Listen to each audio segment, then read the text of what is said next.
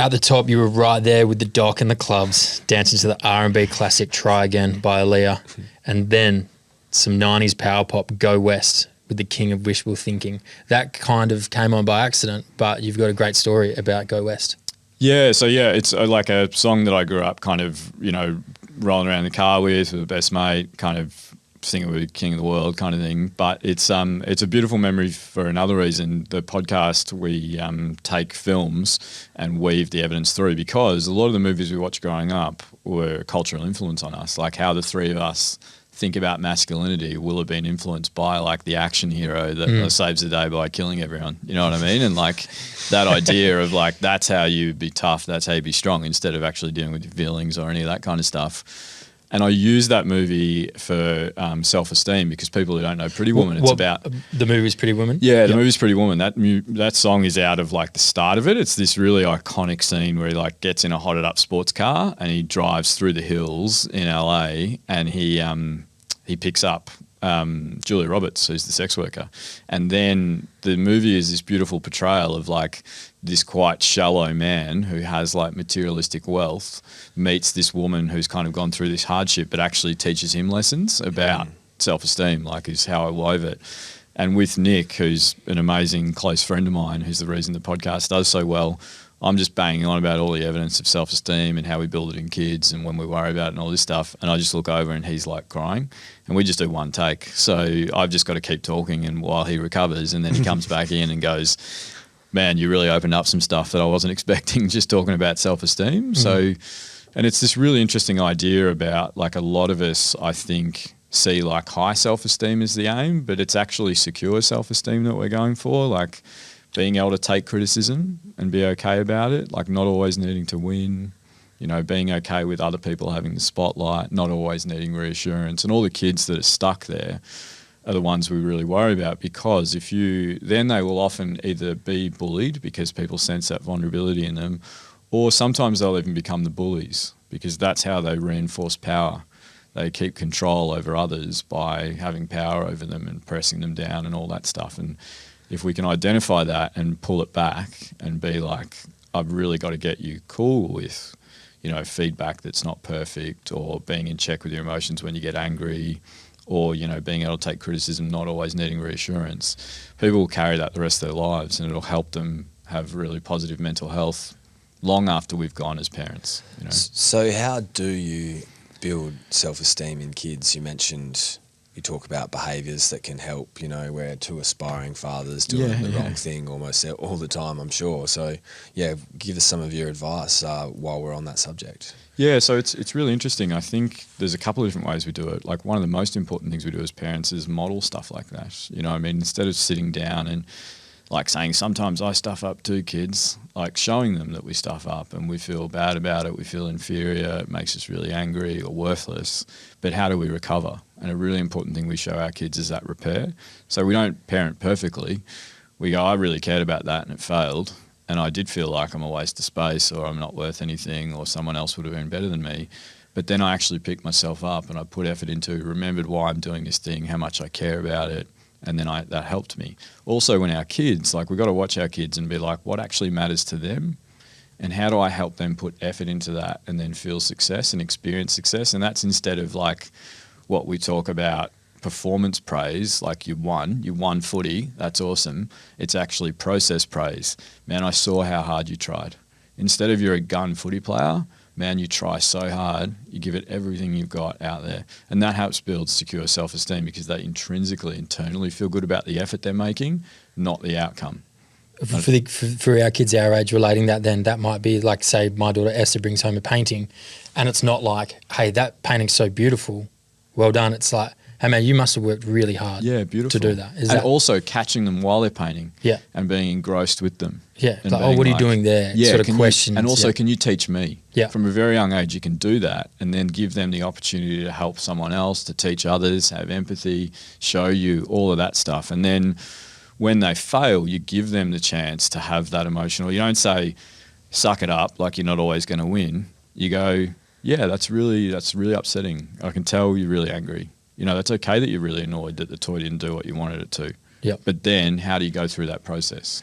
And same sort of thing, like where my mind went to is, Benson grabs his plate of Wheat Bix because he's trying to get under his mum's skin, bangs the side of it, Wheat Bix everywhere, and it's like, I know he's done it intentionally, and as a I'm like, Benson, mate, like go crazy for 5 seconds and yell at him, say, what are you doing? Fucking hell, emotional about the Wheat Bix I've got to clean up, and my back's sore, and I've actually got this busted finger, like all these little unconscious things that you're actually guarding, that when your kids misbehave or something, it's not just the action, it's like the flow-on effect of all the other things that, it's happening again and that. But for me, right, when I do that, it's a positive activity that when I then go 3 minutes later and I say, hey, Benson, I'm really sorry I got angry at you. Yeah, beautiful. I didn't mean to scare you or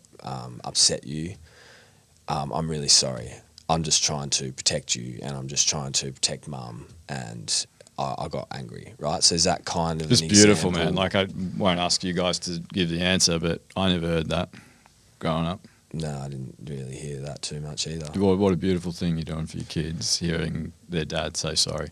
You know what I mean? Yeah. And you're actually giving the space for and being open about the emotional difficulties you're having. And like I can tell you as a developmental paediatrician that the age that he is, that's completely normative. Like he's in what we call an egocentric phase. He thinks the whole world is his. Like we joke about toddlers that if they were adults, they'd all be in jail because they're just like, I'll do whatever I want. Who cares about rules? Benson, he should be there pretty soon. For like 18 years, and then we can release the full ep later. But it's because he doesn't have what's called theory of mind. He doesn't understand that his mum has just put all that effort into, that you've got to go and clean it up now. He's just expressing an emotion he's having.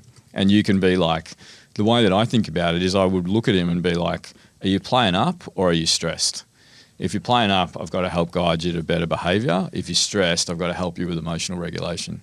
Which might involve a hug and a cuddle and a connection. Beautiful. It's amazing that you talk like that about it, because what you're talking about is a connection. And what we mistakenly do with so many kids is we withdraw love when they play up. And then what that teaches them is that love's conditional. I have to behave well for my dad to love me, to give me cuddles, to talk to me and play with me. But you actually show kids that you have unconditional love for them when they do stuff up and screw around, and you go towards them. You don't allow the behaviour. You don't go, mate, throw the food everywhere, I don't care. But you just go, we're working on this together, and regardless of what happens, I'm sitting next to you helping, connecting with you. And their behaviour change will be propelled out of love for you and love for the space, rather than you being like, oh, mate, next time. Totally. Try not to do that because of this, and some rational. It's just like they intuitively know, okay, that was not good. But I love my dad, so like next time I won't do that, rather than he's just told me all the reasons how it's disrespectful to Mum, or all the reasons how it's angry to him. Yeah. That's not the right thing, right? Totally. The best advice I can give anyone who's got young kids is think about what you want them doing and talk about that instead. You've also got to be like, is that realistic? If you like sit here for half an hour, tell Mum how delicious the meal is, sit up straight, use your do all cutlery that correctly. crap. Mealtimes, bedtimes, and toileting for young kids are pressure points, and we often just put more pressure in, and then the kid goes, "I hate bedtime, I hate going to the toilet, I hate meals." Is that pressure point? Yep, that happened today. My son shat his pants this morning. Yeah, he shat his pants Billy. on my watch. Is that pressure point through the pressure that we create, or is that something that inherently is in them due to like timings of day? No, beautiful question. So no, it's the pressure we create. Yep. Because you know what I mean? You're like, think about the times in your day, like just daily stuff. It's like getting in the car. If you're running late, put more pressure in, it goes worse, doesn't it? Yeah, like come on, Esther, like quick, Daddy's going to be late for work. And then she's like, yeah, because she picks it up. Yep. She's like, you put pressure on me. Whereas if you just give the space, going back to what you guys said before, if you make it fun, I'm going to race you to the car. Yeah. Do you know what I mean? Or you sit there and have mealtime and go, let's play I Spy. Or, and trying to figure out what their textual preferences are. Like meal times are meant to be about fun, but so many of us grew up with like, you're not leaving the table till you finish. And you just hated it. Or you better appreciate this food. Do you know what I mean? And then you don't enjoy food. And then look at now, you love food, don't you? You're like, meals are amazing. They're this beautiful social opportunity. We don't see that with our kids. It should be a protected sanctuary that's about, like what you were saying, connecting, not you have to eat broccoli. And they're more likely, the trick is they're more likely to eat broccoli if you actually approach it like that. Yeah. So If they're they understand the nourishment and like this is an enjoyable time that we all get to spend together. Yeah. How was your day? Thorns and roses type activities at the dinner table. Yeah. Yeah, amazing. Yeah, that stuff's amazing. But my dad put a piece of cucumber in front of my older brother when we were like, I reckon like 6, 8. And we talk about it all the time. And he actually like, my brother wouldn't eat it. He was like, I'll give you $100, wouldn't eat it. So he locked him out the front. And like we look back and we joke, but like now he would be like, yeah, that was insane. Why did I do that? But like without any, without the tools, you just don't know. Totally. It's not about how bad is that of your dad. It's just he didn't understand that could have potentially been a really bad thing to do. Like, you know, self-image, how we think about food, like so many like think about eating disorders and things like that. It's, you know, so much of that 50% of adult mental illness starts before you're 14. Can you say that stat again? I think that needs doubling down. Yeah, 50% of adult mental illness starts before you're 14 years of age. That's like why I do what I do. Frightening, man. Yeah. Wow. See, it's funny. I went back in my head when you talked about dinner time to my poor mother, Danielle, bless her soul. I love her so much. Hopefully get her on the pod one day. But she's incredibly talented, very creative, very intellectual, smart woman, hard worker, but one of the things she cannot do that well is cook. And so, yeah, it's like pretty much, you know, and unbeknownst, like you said, to everyone, her, me, everyone, the whole lot, is that we didn't have a particularly great dinner time regime. And she used to cook these, the apricot chicken. Yeah. And then her and her husband, my father, Tony, he, you know, they'd go up and watch ABC News, which was up in their room. They're both journos, you know. They really enjoyed that part of the night. They just need a bit of space, right? Yeah. Which I completely understand. And I'm probably 12 here, but Mum would serve up this apricot chicken and me and Ali, oh, thanks, Mum, so much. And we'd go down to the Channel 7, probably watch Home and Away or Neighbours or something.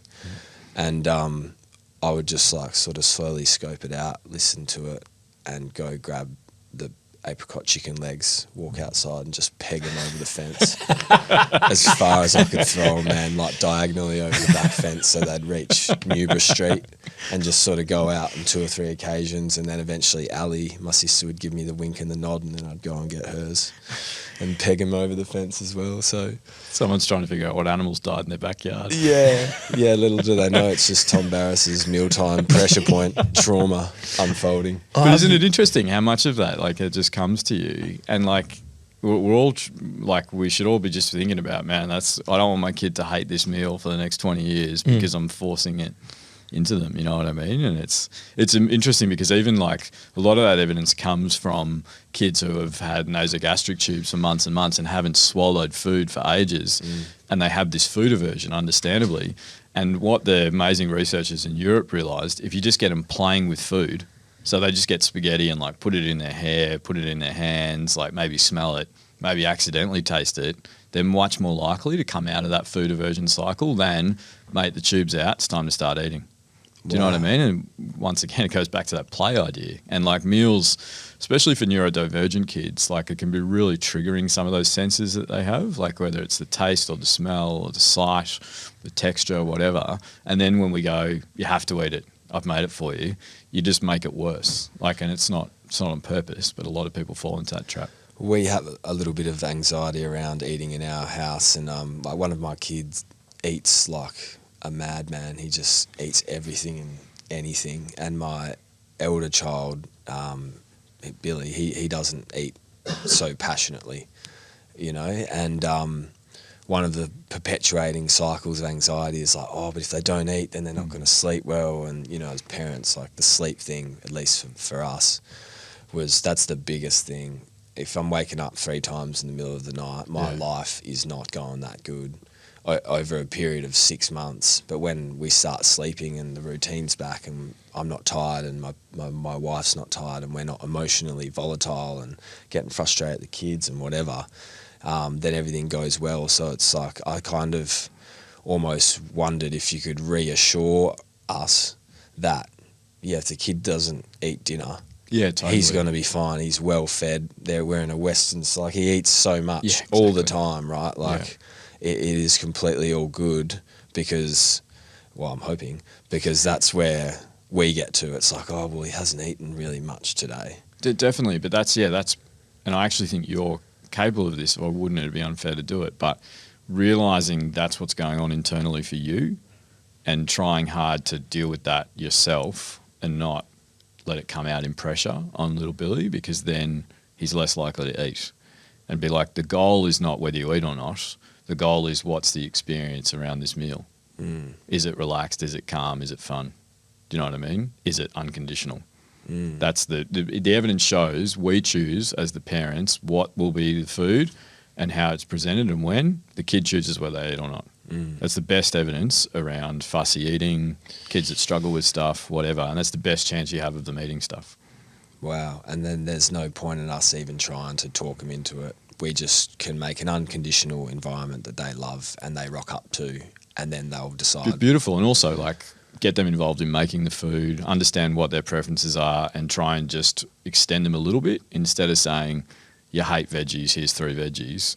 Be like, how can I incorporate you are a part of picking which one, and then we mix it through something else. You get to be a part of that. You show off how good you are at mashing food and all this stuff. Oh, taste it and see if it's ready. Like, you're the person that made it. Well, does it need more oil? Does it need more salt? Yeah, exactly. And then the kid's like, oh, this is fun. I'm actually in control. I'm the person who's got the power here. How cool's this?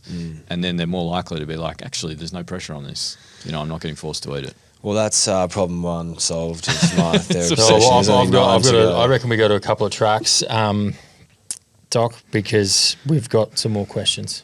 Yeah, cool. I guess maybe I've got a good one actually. Like, I was throwing back to like the theme. So I'm at Golden Plains and just rolling around, and then in the red jumpsuit. Yeah, in the red jumpsuit. Red jumpsuit. So having a good time, and I met a partner. I didn't even know her name. Like, first time I met her, and second time bumped into her, I was like cruising around going, man, I hope I see her again. And I saw her and I pretended that I wasn't looking for her, but I was like, spent the last hour looking for her at Golden Plains. Saw her and was like awesome, and connected with her, and then caught up with her in Melbourne back here, like for the first time. And I was like, man, this woman's amazing. Like, I was playing all my aces and all this stuff, and I was like, second date, I've really got to pull out all the stops here. And one of my best mates owns and runs a record label. He lives just around here, actually. Shout out to Paeta Records. And he's like, oh, man, come. One of the boys who I was mates with as well was playing the Palais. And so I rolled in, didn't tell Annalise this, and just rolled in. We got awesome seats, like they're waiting for us and stuff. And then it was Number One Dads, like Tom Yuxek. I don't know if you guys know him, but we'll play, So Tom sings, and like, his phenomenal voice, as you'll hear in a second. He's an amazing dancer. So all these women are like watching him going, oh my God. And then I'm just standing there in the intermission, like in just cruising and talking with my mates and Annalise, and Tom just cuts through the crowd. Everyone's admiring, comes to give me a big hug. And I'm just like, that's the coolest I've ever been in Annalise's eyes in my life. That, like, it was all downhill after that, because I actually knew this amazing singer. And so, and he's a beautiful vocalist. I know his story. He like stopped singing through high school because he used to get a hard time and teased about it, and then kind of found it again. And this track was the Like a version that he played, and you probably know the track that he's covering, FK Twigs. Yeah, it's such a beautiful, amazing song. Kind of goes back to my roots of like R&B and stuff. But he did this beautiful acoustic of it, which I'll let you guys listen to now.